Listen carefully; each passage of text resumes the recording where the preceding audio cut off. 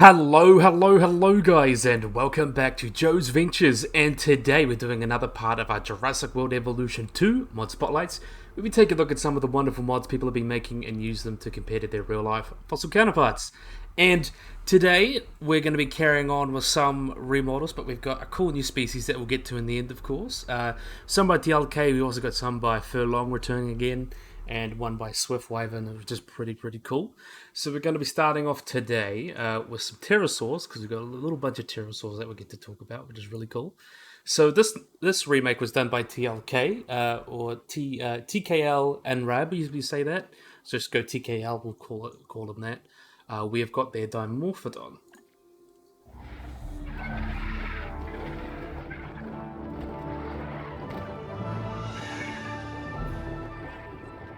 So let's pause. Let's see if we can get one in the good lighting. Oh, there we are. This one's probably all right. Nah, we'll have a look. This one's probably gets a better look. No. Let's see if we can find. Let's have a look at you then. I'll have a look at you. So this is Dimorphodon. We can see some of the major changes here. This is the one that was like the most JPified because it had the really like T-Rex like head and the really overbite, the wet underbite with it and all that. And yeah, but this is a really cool edit. So we can see the changes to the head. The skull, as you can see here, is much more fits the actual animal. And it has a very interesting skull. The Morphodon has like this really large bulky skull, which has these large openings, as you can see with the fenestra there. So and they also have these large teeth, and it often gives like a puffin-like beak or appearance, but that's obviously not the case. It used to be believed that Dimorphodon would eat fish, but most recent interpretations show that these guys are most likely some type of insectivore, so eating some of the large insects, and I do mean large, that lived during the Jurassic period, where this guy's from. And they got about a 2 meter wingspan, a 1.4 meter wingspan, so decent sized animal. So we can have a look at this wonderful guy here. You can see that change to the skull. It's probably the most obvious. Could use some lips, but we can see some also changes to the more general anatomy. We can see that long tail that they had. These guys are a more basal pterosaur. So these guys kind of had that long tail with the little like keel on the back there, which is quite cool. We can see some changes to the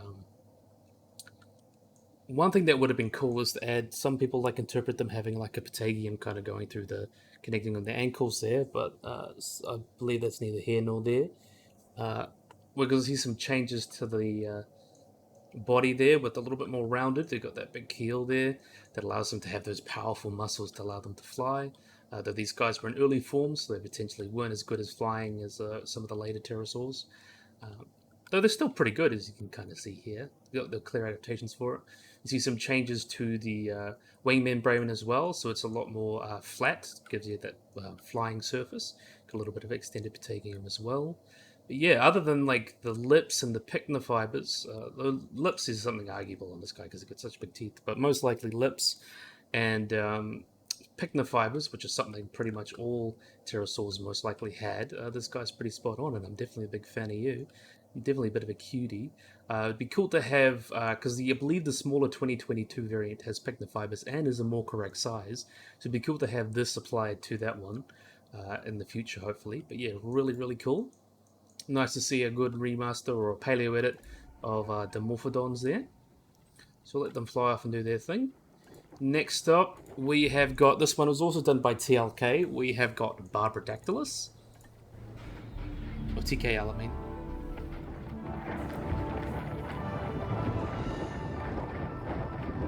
So these guys are a relatively new discovery, actually, discovered in 2018 and featured in, of course, Prehistoric Planet.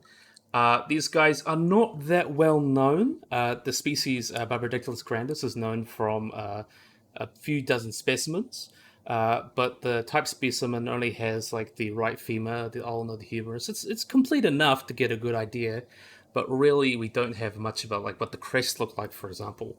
But from what we know, these guys are actually quite large for a nyctosaurid, about like 2.5 or 4 meters in wingspan, so about 13 feet. For comparison, Nyctosaurus was about 2 meters, so about twice the size of that.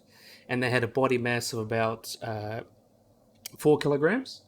So what's interesting about this guy as well is that a lot of its anatomy, potentially due to being larger or more occupying a similar niche, a lot of their anatomy was more similar to things such as pterodactylids, so animals such as like pterodactylus, pteranodon, uh, animals like that have more similar features to, which is quite interesting. We don't know what the crest looked like, so crest is obviously up to interpretation. That hook-like beak, I'm not sure about that. I think that might just be a frontierism to try and make it not look like Pteranodon too. But yeah, really, really interesting. They've got also that large chest, and they've got a bunch of basal features, which suggests that these guys were more basal in the tree of Nyctosaurid, even though these guys come from the late Maastrichtian. So potentially there would have been either more basal to the group of Nyctinosaurids, and that's why they have some of those pteranodonted traits, or they could have convergently evolved some of these traits because they had a more similar niche to something like Pteranodon, which is quite interesting. But you can see these cool things here. These guys, as I mentioned, they are a Nyctosaurid related to Nyctosaurus itself. And in terms of paleoecology, these guys are found in the Upper Maastrichtian, around Morocco, where they're found. There would have been lots of other animals. If you guys see Prehistoric Planet, there's a couple sequences that they're in, and there's a lot of other pterosaurs, such as Forest Draco and lots of plesiosaurs, mosasaurs, and stuff, Alicone and things like that. Tetradraco, which is a pterodactylid as well. Oh, well, a pterodactylid in itself that lived around North Africa and has been found there. Tetradraco is the name. Really, really cool animal, and it's nice to see this guy get at it, but we can see some of the changes here, especially to their wing membranes. They've got that more rounded wing membrane that doesn't look like it's kind of weird like some of the JP ones. Some of the changes to the head, larger keel, and I think larger shoulder there. Just a little bit of edits just to make it look slightly nicer, even though it's still very Jurassic Parkish, and it's still got a lot of features of the original, which don't seem to be changed. I think it's a really nice paleo with it. And you can see those much more rounded wings there. Really, really helps give it a unique look, which is pretty, pretty cool. Really, really nice. Big fan. And really, because these guys do have those very rounded wings, it's a very common thing seen in pterosaurs. So next, we're moving on to our last one. So TRK didn't do this one, but we've got this one by Swift Wyvern. We've got Geosternbergia.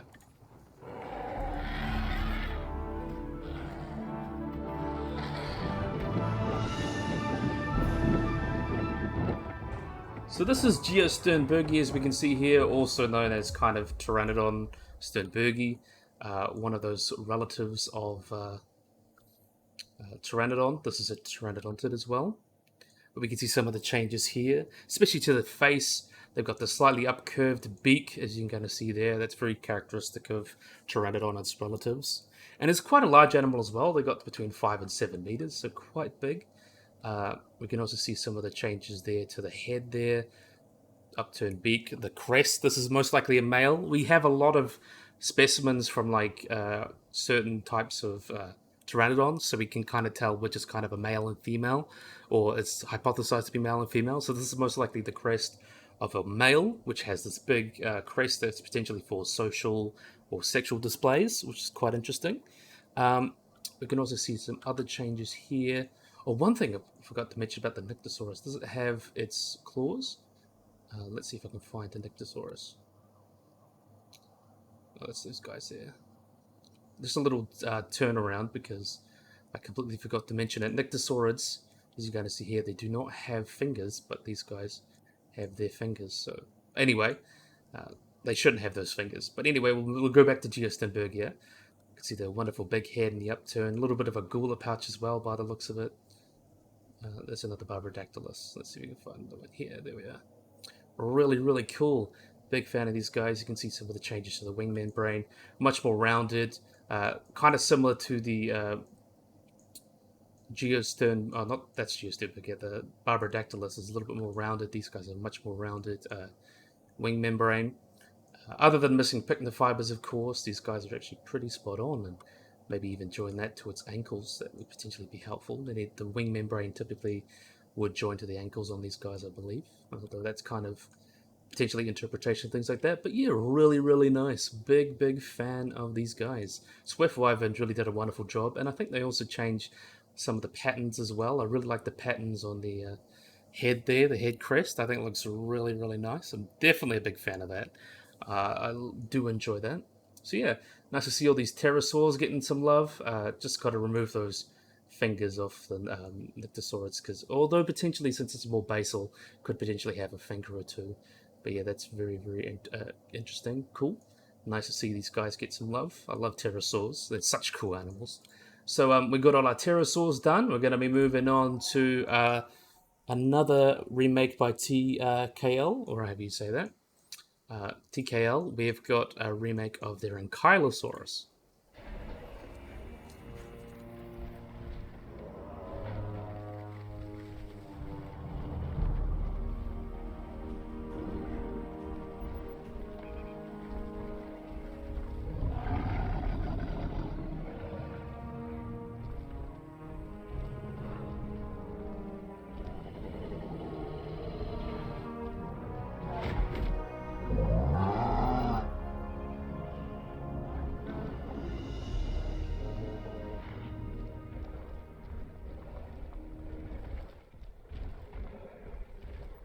So this is the wonderful Ankylosaurus. Definitely a big fan of these guys. Let's see if we can get one good sunlight.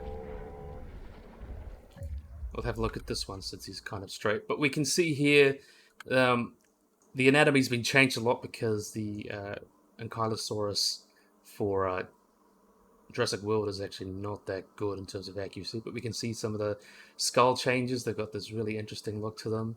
That very rounded snout there. They've got a big nose for smelling. That's what Ankylosaurs are almost kind of famous for. Looks very much like the Ankylosaurus itself, which is really cool. We love the changes to the head. We can see also the changes to the profile. Ankylosaurus has a very low profile and a very like round over body. Like even from the side, you can see that very wide. And then you can see here the very low slung body. One of the things I'd like to point out is wrong, and TKL actually pointed this out as well, is that you can't really change the osteoderms because these guys, the Jurassic World one kind of had these like plates like on that, almost like a Slater or a Woodlouse. But in real life, what would happen? The armor would be osteoderms, so those are big pieces of bone that are embedded in the skin that would go along the body. If you guys have seen the Saurian Ankylosaurus or the old mod from Jurassic World Evolution 1 done by Digital Duck, that's pretty much a perfect Ankylosaurus in terms of how the osteoderms on its back should look like. It shouldn't really look like this Slater look it's got going on, but still really cool to get that accurate anatomy. In terms of the feet, obviously the same kind of issues, the digits and all that, but it does look much better, and I really do like so the changes to the legs here really makes it look more like a realist Ankylosaurus. You've also got this long tail, which is actually, I believe, made a little bit longer, as I mentioned. Often the dinosaur tails in Jurassic World Evolution or Jurassic Park in general are kind of always too small or too short. We can see this long tail, and they have half of it pretty much ossified, so they're like one big battering ram with this giant club here that they would use potentially for hitting predators. But there's actually more recent research in a relative of this guy named Zool, and that suggests that these guys would have actually been using these large clubs to be hitting each other. So it'd very much be like male deer, jousting with their antlers. It's kind of their version of that. They would be coming up to each other on the side and just hitting each other with these large clubs to determine dominance and potentially get the best female. So very interesting to show that I think sexual selection in dinosaurs is very underrated, especially since if you look at modern dinosaurs, there's lots of really weird structures. Peacock's a great example, and it actually those big feathers that the males have, it can actually impact their ability to fly. But because the females like them so much, they still evolve them. So it shows how powerful sexual selection can be. And I think that's a really cool, but really awesome Ankylosaur. Definitely a big fan. I hope we can get some texture changes and really fix up the osteoderms and really get ourselves a nice looking Ankylosaurus. Or even Digital Duck, if you're watching this. See if you could support some of your older mods from Jurassic World Evolution 1 into Jurassic World Evolution 2 somehow. I think that would be rather awesome. So yeah, let's move them out of the way. That's the last mod today, I believe, by TLK. Next up, we've got some furlong mods that are coming back again. So this is a big carnival pack that he's released with the update 1.6. And we've got some feathered dinosaurs coming along as well. But first, we're going to have a look at the Synapsid Dimetrodon.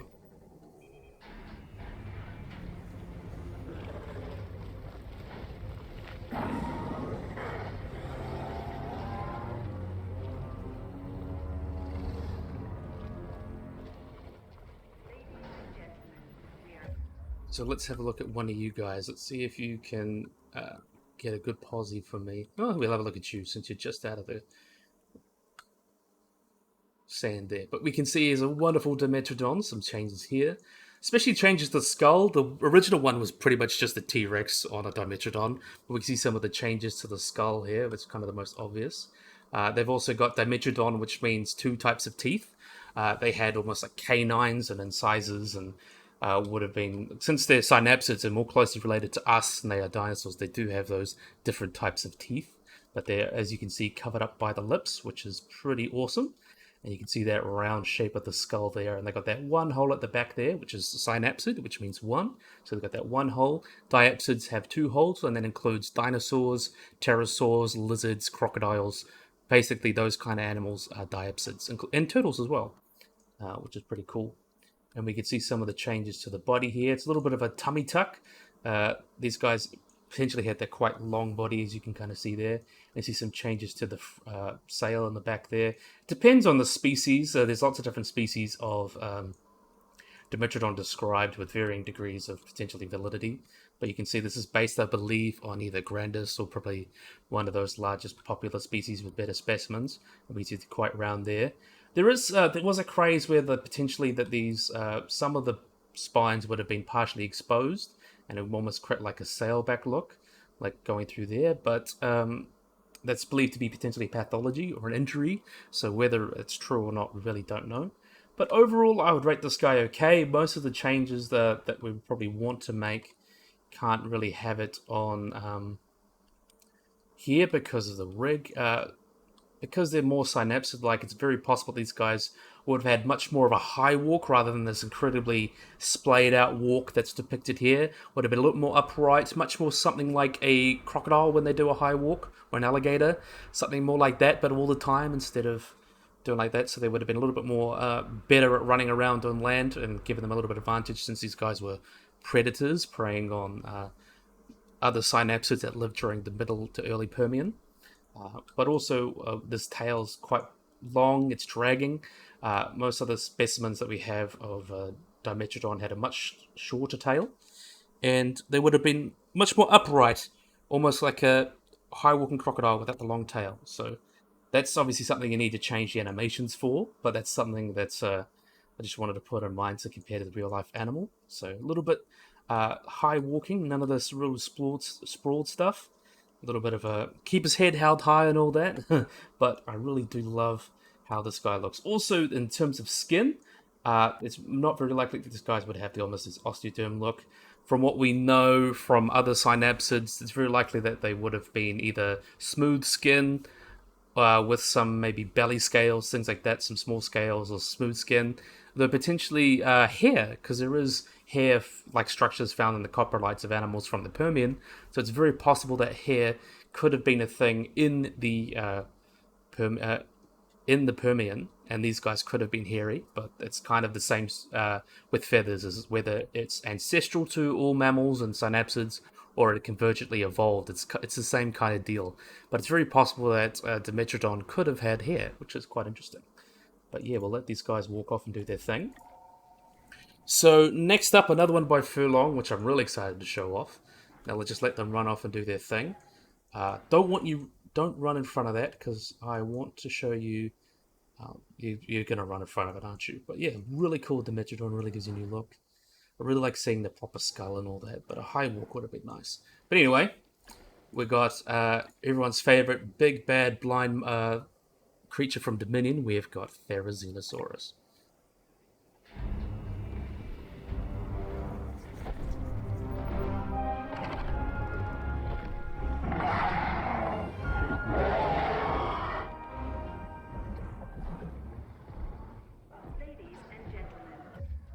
So here is our Therizinosaurus.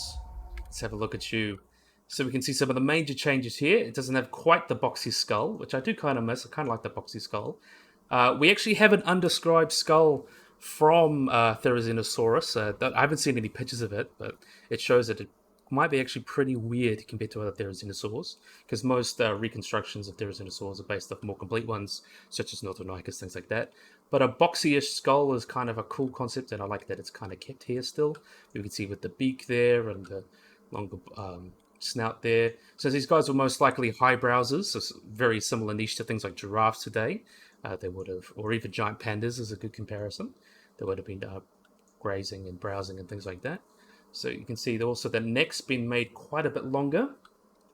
And it's got a much more upright posture. The one in Dominion was almost lurched forward. Therizinosaurus is a coelurosaur and more closely related to things like tyrannosaurs and orthomimids and kind of birds. So these guys had quite a round body, and they also had much more of a tripod posture. So they would have been a little bit upraised like that instead of kind of your typical dinosaur but with a long neck. They would have been slightly vertical like that, as you can see. And they've got this big round body with this large hindgut to ferment all of the food that they're eating. And then you can see these large claws, which were originally described as ribs from a giant turtle. But now we know that they're claws of giant dinosaurs. And I love that we have them super long because they've got the keratin on them as well. And very likely these guys would have been used for moving branches, almost similar to like pandas or potentially calicotheres or ground sloths would have. Grabbing branches and pulling them down to better eat, and also potentially great defensive weapons against Tarbosaurus and other large predators in its ecosystem. But you can see that there's a big round body and the big round. I really love this edit because it really makes it much more like the realistic Therizinosaurus. Large guts for fermenting and a long tail. These guys had a little bit of a shorter tail, but you can see this one's probably spot on. And also got these large feet. To help, of course, support its big weight. These guys were quite big. They were about the same height as a giraffe and could weigh, I believe, potentially like up to 10 tons. So comparable in size to Tyrannosaurus, so potentially a little bit smaller. We really don't really have good estimates, I don't believe, but up there with some of the larger theropods. And one thing as well is that Therizinosaurus, its relatives, because it's a coelurosaur, a lot of them had feathers, though there is kind of a talk about a 3-ton rule. So a lot of animals that are over 3 tons or so, there would have been no benefit or potentially would be overheating from having feathers. So these guys were probably most likely well over 3 tons. So animals like Gigantoraptor, Dinosaurus, Therizinosaurus, and some of the larger tyrannosaurs may have been ancestrally feathered, but due to getting larger, they could have lost it over time. So I would really like to see a cool interpretation, maybe with changes to the feathers to cover the whole bodies. So you'd have like also the pennaceous feathers going down the arms there, which would be quite cool. And feathers going across the whole body and up the face and everything. Not like the weird JP1 that's like a half naked. Or potentially a fully naked Therizinosaurus. That'd be a cool interpretation. I believe the one Digital Duck did was almost fully naked, or with quills. So that would also be quite cool. But I do like this guy anyway. It's nice to have almost a hard fitted is still quite likely. So I still quite like this. And it really translates well, I think, into the Jurassic World Dominion design. So really, really awesome. So big fan of that. I just love that Therizinosaurus with that rounded back and all that. It makes it look so much more realistic and nice. Definitely a big fan. I love some edits to the feathered dinosaurs. So next up, we've got a Pterosaur from the new Malta DLC. So let's have a look at this guy.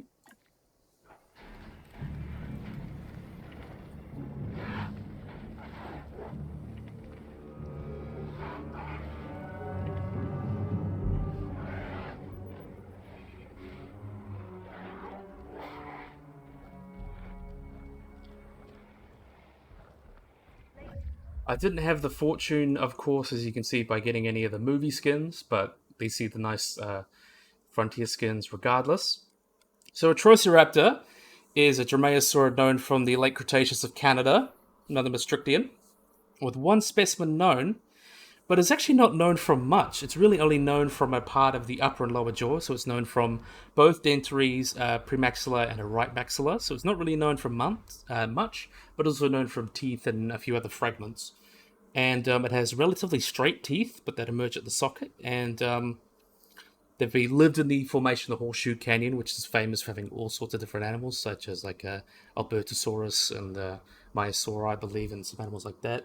It was described in 2004 with a Pterosaur meaning savage thief, which is quite a cool name. But In terms of its relatedness, it's related to. It was described initially as a velociraptorine, so a relative velociraptor, but then it was also shown to be a more recent thing, seen to be ornitholestorine.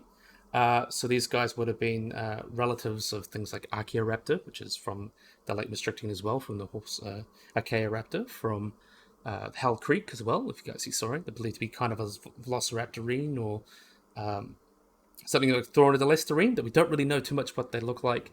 In terms of size, one thing that's wrong with this guy is obviously the size.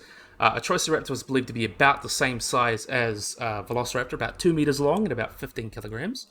And it seems to have teeth from different sizes from the back to the front, but the same form, which is actually quite interesting. It's not known in other species, so it really gives it something distinct. And obviously, these guys would have had feathers. There's some life reconstructions that are really, really nice, though they're basically almost speculative other than the face. It would have been large pugnacious feathers, things like that. But we can see the changes of the skull there. Really got that long dromaeosaur skull. Round body that's very much like most dromaeosaurs. And the longer tail that's probably stiff as well, and large raptor claws and all that. Though their hands would be pronated, so they look like they're clapping, which we'll get into. But yeah, really, really awesome. Nice to see another cool little paleo edit of something that's already in Jurassic World. Gives you a good comparison. So other than the size, the feathers, pretty much most of the same issues with Velociraptor, minus not knowing as much about Velociraptor. This guy is interesting paleo edits. So yeah, really, really cool. Nice to see this guy getting some love, especially as a kind of underrated animal. So let's let them run off, do their things. So next up, we've got a feathered raptor, which is the Pyroraptor. So I'm really excited to talk about this guy.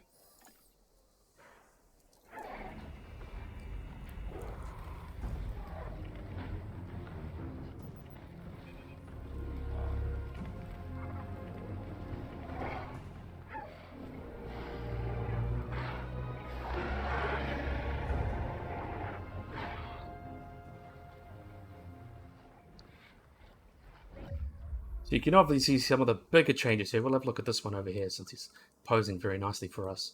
So Pyroraptor, which is a para-avian dinosaur, it's believed to be either Dromaeosaur or Unionlagian, which is when they're considered a different family. So that includes Osteoraptor, like groups of Dromaeosaurs or Dromaeosaur-like animals that had very, very long snouts. These guys were from the late Cretaceous of France and northern Spain, southern France and northern Spain. And during the late Campanian to Maastrichtian, where this guy lived, these guys would have been living on islands, so would have had a lot of island animals like Zalmoxes and smaller versions of kind of mainland animals living with them, which is pretty cool. It was originally described in 1992, I believe. Was found in 1992, single partial skeleton. It's really only known from not too much. It's found from basically metatarsals, so it's like leg bones, arm bone, some vertebrae, some teeth, things like that. It's not known for too much. But its scientific name, Pyroraptor ellipticus, which comes from basically the fire raptor, so the fire thief. And its scientific name is found from Mount Olympi, which is the province where it's found. So it's where the mountain was found. It was found pretty much in a forest fire, so that's where it was kind of got the name, which is pretty interesting. And its relation to Velociraptor, these guys, Dromaeosaur remains are quite rare in Europe. But it seems these guys were actually quite basal. They're not that closely related to Velociraptor. These guys would have been more related to things potentially like Pyroraptor and Ostroraptor and Rahanavis, things like that, rather than true Dromaeosaurs. And most recent analyses believe that these guys are in Unionlagian. So these guys would have been like a Gondwanan type Dromaeosaur type animal that would have had the long snouts, potentially very much like a heron kind of ecology, or just like the southern version of a Velociraptor or a Dromaeosaur that lived in Gondwana. And there was some overlap between Gondwana, because Gondwana included South America, Africa, and things like that. But there's some overlap between Europe, which is Laurasian, and African Gondwanan. So it's believed the mix of faunas could have been from that area. So very much Europe at the time was very much a mix of Laurasian and Gondwanan faunas, which is really, really cool. But in terms of its description, Pyroraptor, it was a small bird-like theropod, and the claws were about 6 centimeters long or 2.5 inches. And for other dromaeosaurs, they may have been used as weapons or climbing aids. I believe the size of Pyroraptor now estimated is about 1.5 meters long or so, maybe potentially 2 meters, but which is obviously much smaller than the big 5-6 meter almost one that we see in Jurassic World Dominion. But luckily, it does have feathers. Though I'd say feathers most likely would have covered potentially up to the snout, which is quite interesting, or even up to here. The wing itself is wrong. We can see the most of these bits here, the primaries would have connected to the middle finger here, and you'd also have that going on. So other than that, that's actually pretty spot on, which is cool. And you can see potentially the whole body would have been feathered as well, up down to the legs. And you can see that long feathers up to the tail. Really like seeing feathered dinosaurs. Really, really cool. So other than the size, of course, and the wing feathers, these guys are doing okay. As I mentioned, these guys are a relative of Pyroraptor, not Pyroraptor, Rahanavus, potentially Ostroraptor, which was these union-lagging group of animals, which is pretty interesting. Which are descended from Gondwana, which is another interesting as well, showing that kind of the islands of Europe were kind of a melting pot of Laurasian faunas and Gondwanian faunas, where these guys would come from. And is known from the formation, the Esbro Ammonia, which was known to be southern France and northern Spain, which was when the Tethys Ocean was a thing. Pyroraptor lived with all sorts of animals like Ralphodon, Zalmoxes, Ankylosaurus, some other titanosaurs that have been described, lots of other Starcos, I guess Starco, lots of turtles, and it was a very rich fauna as well. And really, really interesting because these kind of faunas were a mix, as I mentioned, from Gondwana and Laurasia, which really created this really cool melting pot of different animals living in the same area from Gondwana and also from Laurasia, which is really, really interesting. And yeah, it really just shows that even though Pyroraptor is kind of unassuming, it's what we know of it actually shows that it tells us a lot about dinosaur evolution, especially of the groups of unilagines, and how our ideas of kind of divisions are often very much kind of melded together and things, because there's lots of exceptions and mixings and things like that of faunas, especially Europe's a great example of that during the kind of late Cretaceous or mid to late Cretaceous, so that's really, really cool. And even though it's not a big, scary animal like it is in the movies, it's still very, very interesting and tells us a lot about dinosaurs. So we'll let you walk off and do your thing. Very, very awesome animal there. Big, big fan. So next, we've got by Master Doot. Definitely last but not least, Master Doot has done a wonderful job with Chilantosaurus.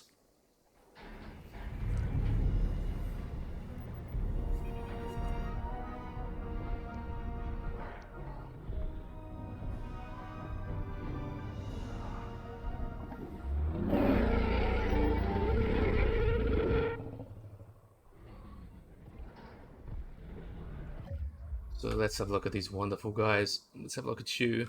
So this guy here, as you can see, is a large theropod dinosaur, believed to be either a Neoravid or a Coelurosaur. Come from the late Cretaceous insular formation of China, so about the Tenorian age. So about 92 million years ago, these guys were living. And the type species, Chilantosaurus tashukanensis, I believe you say that, was discovered in 1964 by Hugh. And these guys were a large theropod. The estimates about, maximum estimates, I believe, is about 6 tons, so it's quite big. And however, some more recent things show that they may potentially 3 to 4 tons. And the size estimates about 11 meters long to 13 meters long, so potentially in the same kind of length range as Tyrannosaurus rex, so that's also estimates. So back when it was discovered, we didn't know as much about dinosaurs as we know now. It was really considered to be a carnosaur, to be related to something like Allosaurus. But more recent evidence suggests these guys would have been related to things like Neovenator from Neovenator and Neovatidae, so Deltadromeus, Gualancho, and potentially an early relative of the Megaraptorans, which is quite interesting. That's kind of where its early relatives lie. It's kind of really only known from a few arm bones and a few leg bones and parts of the hip, but those can actually tell you a lot. And the most recent, as I mentioned, descriptions describe it as a Coelurosaurian, primitive Coelurosaurian from its time. There's also other remains that have been attributed to this guy from Russia and things like that, but obviously they're mostly poorly described. But yeah, another large theropod that I know people love, and it's quite interesting where these guys place in the evolutionary tree. There's kind of the first kind of Coelurosaurs that were becoming large predators. So I think that really tells us a lot about evolution, uh, especially since these guys were around 92 million years ago, which was kind of when Neovenators, I believe, a little bit younger. And these guys, Neovenator was from Europe and a little bit smaller, and you can see they're getting larger over time. So really, really cool. I'm definitely a big fan of these guys. Master Dude's done a wonderful job, and Furloin and TLK and Swift Wyvern have really done a wonderful job with all these mods today. So let's have a look at the Pyroraptor before we go. I just want to look at this guy. I love seeing that. Well, let's watch them do their thing with the feathers. These guys are doing their display. So what we're going to do is quickly, let's watch this cute little display. While we